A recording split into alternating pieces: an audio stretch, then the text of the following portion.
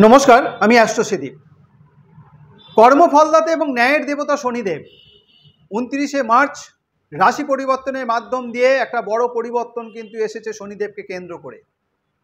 আবারও একটা পরিবর্তন আসতে চলেছে এই শনিদেবকে কেন্দ্র করে। 13ই জুলাই মার্গী অবস্থা থেকে বক্রী অবস্থায় অবস্থিত হতে চলেছেন এবং দীর্ঘ 138 দিন শনিদেব এই 13ই জুলাই থেকে 27শে নভেম্বর পর্যন্ত 138 দিন বক্রী অবস্থায় অবস্থিত থাকবেন।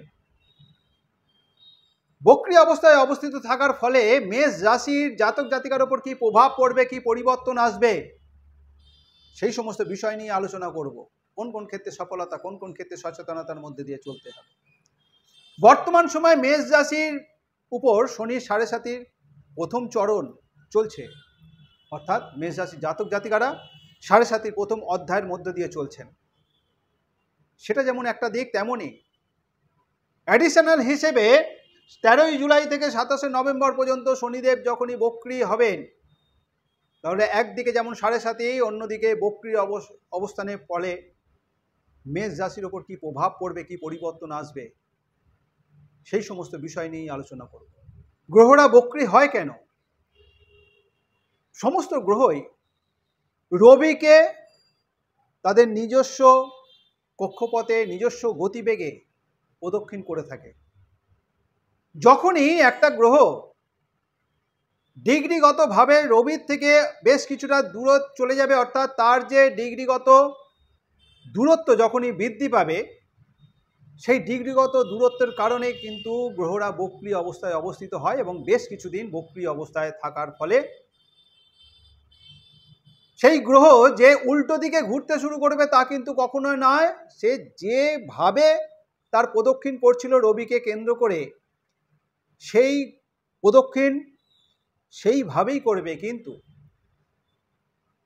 মার্গী অবস্থায় প্রদক্ষিণের গতিবেগ তার নর্মাল যে গতিবেগ ছিল সেই গতিবেগের তুলনায় বক্রী অবস্থায় অনেকটা স্লো হবে, ধীর গতি হয়ে যাবে।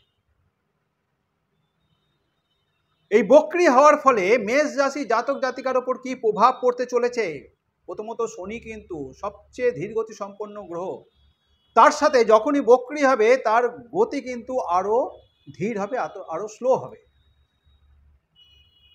মেষ রাশি দ্বাদশভাবে শনি অবস্থিত। দ্বাদশ ভাব থেকে আমরা কি বিষয় সম্পর্কে জানতে পারি? দ্বাদশ ভাব থেকে আমরা বিদেশ যাত্রা, ব্যয়, হসপিটাল, মোক্ষ, বিভিন্ন বিষয় সম্পর্কে জানতে পারি। অর্থাৎ কোনো না কোনোভাবে জন্মস্থান থেকে একটা দূরে থাকার প্রবণতা তৈরি করবে এই সময়, যেমন তেমনই কোনো না কোনোভাবে কোনো না কোনো বিষয়কে কেন্দ্র করে ব্যয়ের প্রবণতা কিন্তু এই সময় একটা বৃদ্ধি পাবে। মেষ রাশি শনির 7.5 চলছে যেমন, তেমন 13ই জুলাই থেকে আগামী 138 দিন 27শে নভেম্বর পর্যন্ত এই বক্রী হওয়ার ফলে শনিদেব কিন্তু দ্বাদশ ভাবের সাথে সাথে একাদশ ভাবেরও ফলদান করবে, অর্থাৎ আগের ঘরেরও কিন্তু ফলদান করেন। দ্বাদশ ভাব থেকে মেষ রাশি সাপেক্ষে শনিদেব তৃতীয় রাশিতে, অর্থাৎ রাশি সাপেক্ষে দ্বিতীয় রাশি এবং শনির অবস্থান থেকে তৃতীয় ভাবে দৃষ্টি দেওয়ার ফলে মেষ রাশি জাতক জাতিকাদের নিজস্ব কথাবার্তায় বিশেষভাবে সংযত রাখতে হচ্ছে। কথাবার্তার কারণে কিন্তু নিকট মানুষের সাথে, সমাজে বিভিন্ন মানুষের সাথে, কর্মক্ষেত্রে, অর্থাৎ সার্বিকভাবে নিজস্ব কথাবার্তার মধ্য দিয়ে কিন্তু একটা সম্পর্কে বিঘ্ন ঘটার সম্ভাবনা থাকবে। সুতরাং বিশেষভাবে সচেতন থাকতে হচ্ছে। কথাবার্তার কারণেই কিন্তু সম্পর্কের উপর একটা খারাপ প্রভাব নিয়ে আসবে। কালপুরুষের দশম এবং একাদশ ভাবের অধিপতি হয়ে দ্বাদশ রাশিতে অবস্থিত থাকা কর্মজীবনের ওপর কিন্তু একটা প্রভাব পড়বে।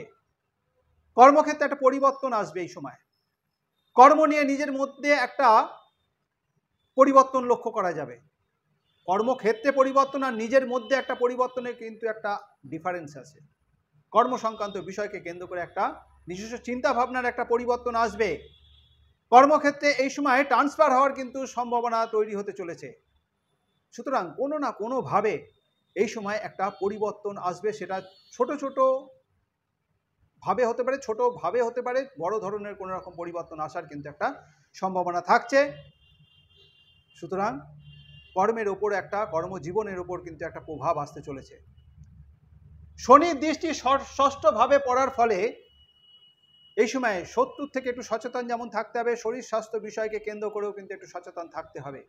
খারাপ কোনো বিষয় থেকে যেমন নিজেকে দূরে রাখতে হচ্ছে, খারাপ মানুষের সংস্পর্শ থেকে নিজেকে দূরে রাখতে হবে, নতুবা অযথা বিনা কারণে বিনা দোষে অপরাধী হওয়ার যেমন একটা প্রবণতা নিয়ে আসবে, তেমনি বদনাম, অযথা কিন্তু বদনামের ভাগিদার হতে হবে। সুতরাং শনি এই যে বক্রী অবস্থায় অবস্থিত এবং তার সাথে সাথে মেষ রাশি জাতক জাতিকা সাড়ে সাতি প্রভাবের মধ্যে দিয়ে চলছে, তার ফলে কিন্তু এই প্রবণতা আসার সম্ভাবনা তৈরি হতে চলেছে। সুতরাং বিশেষভাবে সচেতন থাকতে হবে। শনির এই প্রভাবের ফলে কোনো ঘটনা ঘটার একটা সম্ভাবনা তৈরি হতে চলেছে। শনির দশম দৃষ্টি মেষ রাশি নবম ভাবে পড়ার ফলে এই সময় কিন্তু বেশ কিছুটা ভাগ্য বিড়ম্বনার মধ্যে দিয়ে চলতে হবে। ভ্রমণের একটা প্রবণতা নিয়ে আসবে। ছোট ছোট ভ্রমণ যেমন দেখা দিতে পারে, বড় ধরনের কোনো ভ্রমণও হতে পারে। আবার অনেক ক্ষেত্রে দেখা যাবে যে বারবার ভ্রমণের একটা প্রবণতা, অযথা ভ্রমণের একটা প্রবণতা এই সময়, সেটা কর্মসংক্রান্ত বিষয়কে কেন্দ্র করে হতে পারে, যে কোনো বিষয়কে কেন্দ্র করে হতে পারে, একটা বারবার ভ্রমণের একটা প্রবণতা কিন্তু এই সময়ের মধ্যে আসার সম্ভাবনা তৈরি হবে। অনেক ক্ষেত্রে ভ্রমণকে কেন্দ্র করে নানা রকম বাধা বিঘ্নের সম্মুখীন হতে হবে। সুতরাং একটু সচেতন থাকতে হচ্ছে। সাড়ে সাতির খারাপ প্রভাব কিন্তু এই সময় দেখা দেবে। ধর্মীয় স্থানে ভ্রমণের একটা প্রবণতা নিয়ে আসবে। হঠাৎ হঠাৎ দেখা যাবে গৃহে ইলেকট্রনিক্স দ্রব্য খারাপ হওয়ার একটা সম্ভাবনা তৈরি হবে, একটা প্রবণতা নিয়ে আসবে এই সময়। মাঝে মধ্যে দেখা দিতে পারে টেলিভিশন খারাপ হচ্ছে, কোনো রকম মোবাইল খারাপ হচ্ছে, কম্পিউটার খারাপ হচ্ছে। সুতরাং ইলেকট্রনিক্স দ্রব্য খারাপ হওয়ার কিন্তু একটা প্রবণতা এই সময় নিয়ে আসবে। কর্মসংক্রান্ত বিষয়কে কেন্দ্র করে এই সময় অযথা তর্ক বিতর্কে জড়িয়ে যাওয়ার একটা প্রবণতা থাকবে, একটা ডিবেট। অযথা কিন্তু কোনো না কোনো বিষয়কে কেন্দ্র করে একটা যুক্তি খাড়া করার একটা প্রবণতা এই সময় মেষ রাশি জাতক জাতিকাদের মধ্যে থাকবে। যারা চাকরিজীবী তাদের মধ্যে এই প্রবণতা আসার সম্ভাবনা থাকছে। সুতরাং সেদিকেও একটু সচেতনভাবে থাকতে হচ্ছে। কর্মসংক্রান্ত বিষয়কে কেন্দ্র করে এই সময় একটা পরিবর্তন যেমন লক্ষ্য করা যাবে, যেখানে কর্মরত সেখানেও কিন্তু কোনো খারাপ প্রভাব এই সময় দেখা দিতে পারে। সুতরাং বিভিন্ন বিষয়কে কেন্দ্র করে এই সময় একটা বিশেষভাবে সচেতনতার মধ্যে দিয়ে চলতে হবে। মেষ রাশির জাতক জাতিকাদের বিভিন্নভাবে বিভিন্ন ঘটনার সম্মুখীন হওয়ার একটা সম্ভাবনা থাকবে। দ্বাদশে শনি এই যে বক্রী অবস্থায় অবস্থিত হওয়ার ফলে পারিবারিক দায়িত্ব বৃদ্ধি পেতে পারে, কর্মক্ষেত্রে দায়িত্ব বৃদ্ধি পেতে পারে। আর্থিক দিকটা কিন্তু বিশেষত শুভ হবে, কারণ একাদশ ভাবের ফলও দান করবে। সুতরাং অর্থনৈতিক দিকটা বিশেষ উন্নত হলেও, যেহেতু তৃতীয় দৃষ্টি ধনভাবে পড়ার ফলে সঞ্চয়ের দিকে কিন্তু বিশেষভাবে নজর রাখতে হবে। অতিরিক্ত ব্যয়ের কারণে সঞ্চয়ে কিন্তু ব্যাঘাত ঘটার একটা সম্ভাবনা থাকছে। কর্ম বিষয়ে কখনো কখনো কিন্তু একটা প্রতিকূল পরিস্থিতি হওয়ার সম্ভাবনা থাকবে। যে কোনো বিষয়কে কেন্দ্র করে ভাগ্যস্থানে যেহেতু শনির দশম দৃষ্টি রয়েছে, যে কোনো বিষয়কে কেন্দ্র করে সফলতার ক্ষেত্রে একটা বাধা যেমন তৈরি করবে, তেমনি সফলতার ক্ষেত্রে কিন্তু বেশ দেরিও করাবে। সুতরাং এই সমস্ত বিষয়কে কেন্দ্র করে বিশেষভাবে মেষ রাশির জাতক জাতিকাদের একটু সচেতন থাকতে হচ্ছে। তবে যে সমস্ত জাতক জাতিকার ব্যক্তিগত জন্মকুণ্ডলিতে শনি শুভ অবস্থায় রয়েছে, তাদের কিন্তু শনি সাড়ে সাতির প্রভাব এবং শনি এই যে বক্রী অবস্থায় অবস্থিত হতে চলেছে তার খারাপ প্রভাব তাদের মধ্যে আসবে না। কিন্তু যে সমস্ত জাতক জাতিকার ব্যক্তিগত জন্মকুণ্ডলিতে শনি অশুভ অবস্থায় রয়েছে, অর্থাৎ নিচস্থ অবস্থায় রয়েছে, শত্রুর সাথে অবস্থিত, শত্রু দ্বারা পীড়িত অবস্থায় রয়েছে, শত্রু গৃহে অবস্থিত রয়েছে, তাদের কিন্তু বিশেষভাবে সচেতন থাকতে হচ্ছে। নানাভাবে নানা প্রতিকূলতা, নানা বাধা বিঘ্নের মধ্য দিয়ে চলতে হবে আগামী 138 দিন, 13 জুলাই থেকে 27 নভেম্বর পর্যন্ত। খুব সচেতনভাবে চলতে হবে, খুব সচেতনভাবে পা ফেলতে হচ্ছে। যে কোনো সিদ্ধান্তের ক্ষেত্রে খুব পরিকল্পনা করে, খুব সঠিক সিদ্ধান্ত নিয়ে এগোনোটাই বাঞ্ছনীয় হবে। কোনো রকম হঠকারী সিদ্ধান্ত বিভিন্ন বিষয়কে কেন্দ্র করে, বিশেষত অর্থনৈতিক বিষয়কে কেন্দ্র করে, কর্মসংক্রান্ত বিষয়কে কেন্দ্র করে নানা রকম প্রতিকূলতার সম্মুখীন হওয়ার সম্ভাবনা থাকবে। সুতরাং